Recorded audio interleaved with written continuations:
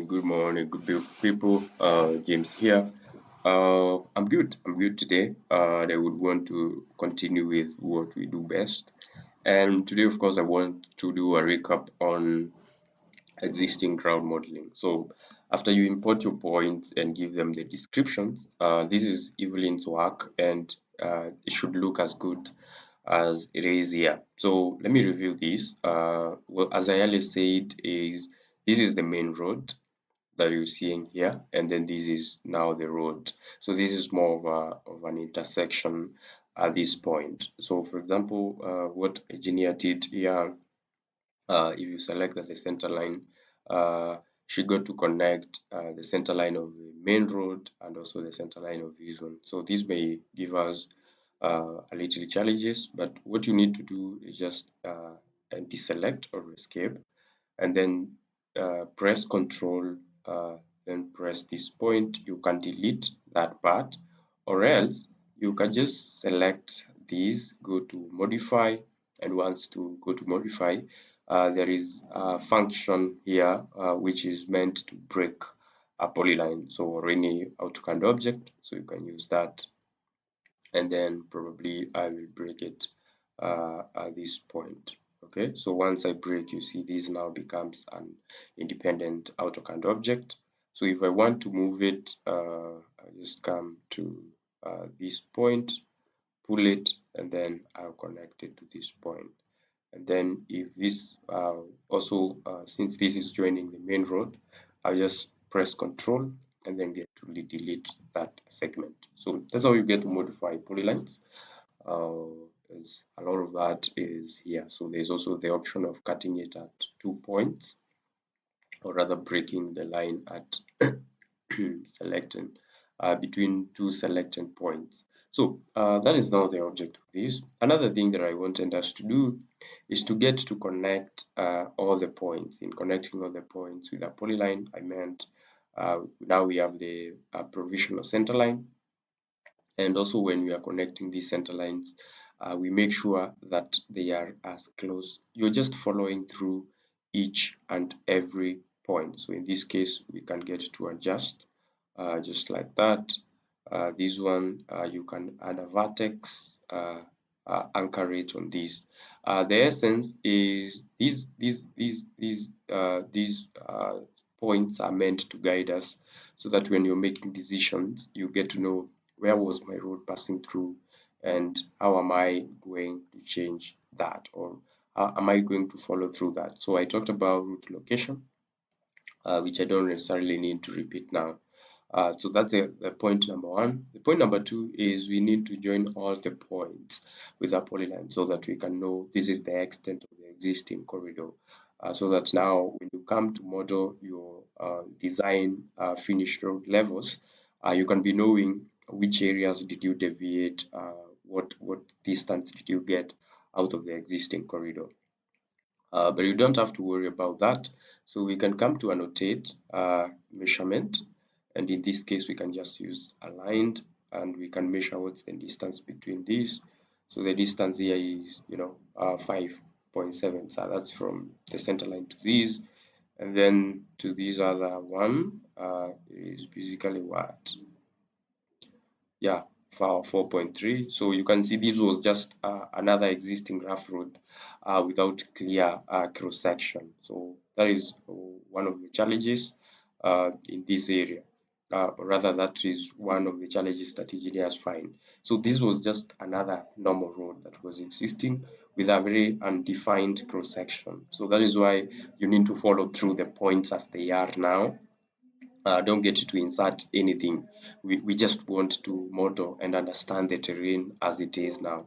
So for example, for me to know where the road corridor was, I will use the offset function. So I just press O,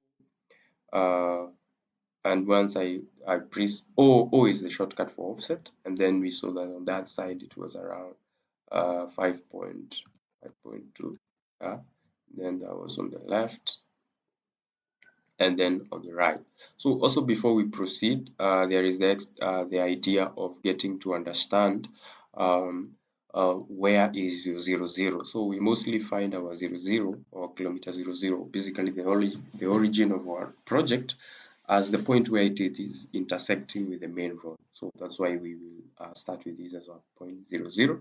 So in this case, we just select this. For example, we wanted to join exactly at this point. So you select the object and then use the extend function. So you can just press EX, the shortcut, and then yeah, these ones will just extend and join. Same thing if we wanted to know, the extent of the main road, we'll also use offset. This one I know it's very clear. The offset of the road, main road here was, this is a standard road, A3 road, so 3.5. We get to offset it to the left and to the right, to the left and also to the right. Yeah, that's it. And then also this road has a shoulder of 1.5 meters. So you can also get to account for that, just so that when you're making decisions, you can be knowing what. Because we will also be doing intersection modeling. So we'll model the intersection at this point. So that's why it's very important for us also to know what are the extent. So as you can see here, one of the key things that we normally do is our new road, which is this one, should intersect the main carriageway at exactly the edge of the pavement, ETW. So in this case, sometimes you find that the shoulder will be deconstructed, so that there is smooth, the road, there is smooth intersection of these two roads. So in this case, you just select that, get to trim TR. Also there is the trim function here. So the first thing is, you can get to select the outbound objects you want to trim, and then you come to trim. This is the ETW, so I want it here. Yeah, I want it here.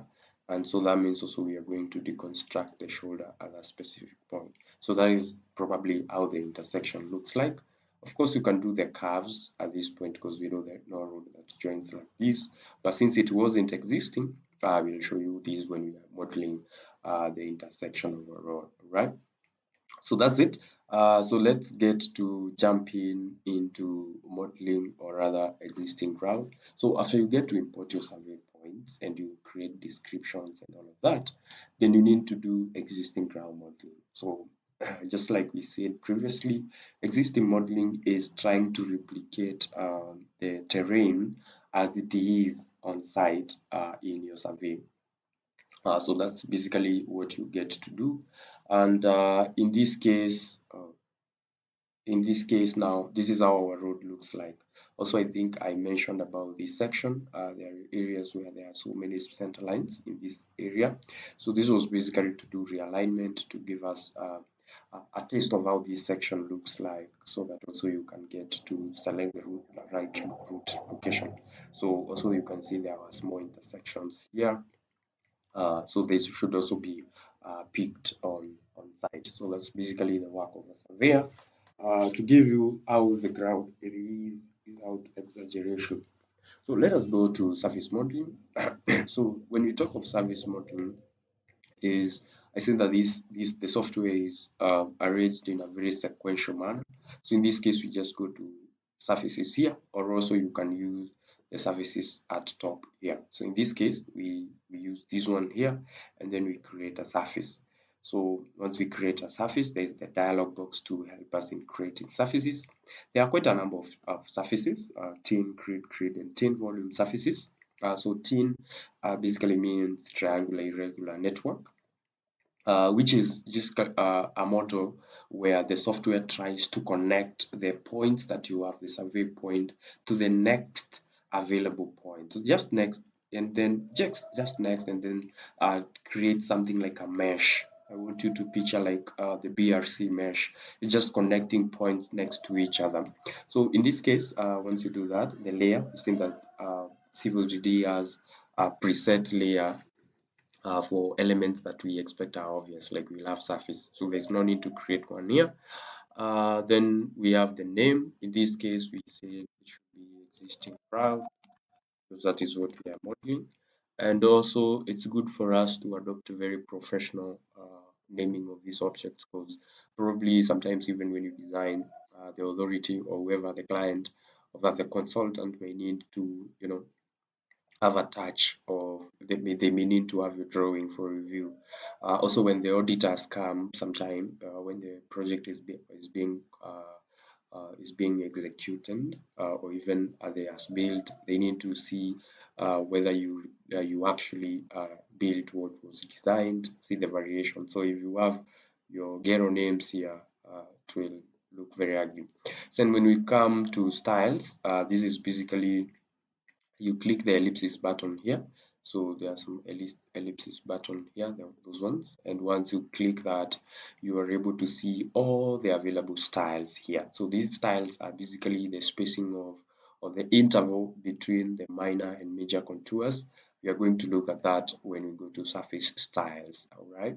So in this case, we can just start. Also, when you're selecting these styles, it also depends with the extent of your project, the size of your project. So for example, if you're doing a very large surface, you may need probably to have a surface with a greater interval, right? But also at the same time, when contours are close, there is also the highest level of your accuracy, considering that the Civil 3D doesn't know what it is. It's working just to, connect the points just as they are. In this case, we get to probably, let's select even 1:5. We can always switch that. The render material is when you get to go to rendering. So we can say we select something site grass, so that, for example, if we render our ground, it will look a little greenish. That's it. Also, there are many other options that we render, so you can get to explore that. So in this case, we press OK. So once you press OK, you will find that the surface does not show here. Reason being that it doesn't have any data into it. That's just a shell. So how do we add data into that? We say that for us to be able to explore any data or in the drawing, we use the prospector tab. So we were done with point groups. So in this case, we just come to surfaces. So once we go to surfaces, we go to definition. So definition shows the different methods available to add data into our surface. So in this case, we also need to understand what was the source of the survey data. In this case, it's point groups. So they are points. So we right click on that. You select point groups, right click, and you can see she has quite a number of of points. So we just get to select that and then press OK. So once we press OK, now here we have our surface. So this is basically the representation of our ground as it looks like. And in this case, I want to cut this video at that point so that we don't have very, very long videos. So that now up to this point, you've been able to create your surface. In this case, let me just look at how you can change the style. So changing the style also, we can get to change from here. So for example, let's go to contours and triangles. Then we get to apply and okay. So in this case, these are contours and triangles. So just creating triangles between these specific points. And you can notice that these points are triangulating to one specific point. So these ones are mostly controlled by elevations. So once we have a specific, uh, it's triangulating based on the elevations of our different points. So in this case, we are going to explore how do we get to, to play around with these and get to visualize. So in this case, there are two ways of, for example, visualizing what you have. So for example, I would want us to create, for example, let me just even close the tool space so that I can have a bigger screen. So in this case, where we have, I would want to visualize this one. So the first thing that we get to do is there are these options here, the visual controls. So in this case, this is in 2D wireframe. And also there are these options here. So for example, in this case, I would want us to have a viewport configuration. Viewport are just areas to view. It's as basic as that. And then I would want to have two vertical. So in this case, we are just like splitting the screen into two. So we just split the screen. So for you to look at visualize here, you just get to this and then you select the other one. So in visualizing, there are visual controls that are here. So in this case, for example, this is in 2D wireframe, and we probably want to see this one in shaded. Uh, we want to see the surface according to how it's shaded. So yeah, there you go. Yeah, so you can get to do that uh, if you click your mouse here. Let me just do this in the next video so that we can get to visualize what exactly our surface looks like. So thank you. See you in the next.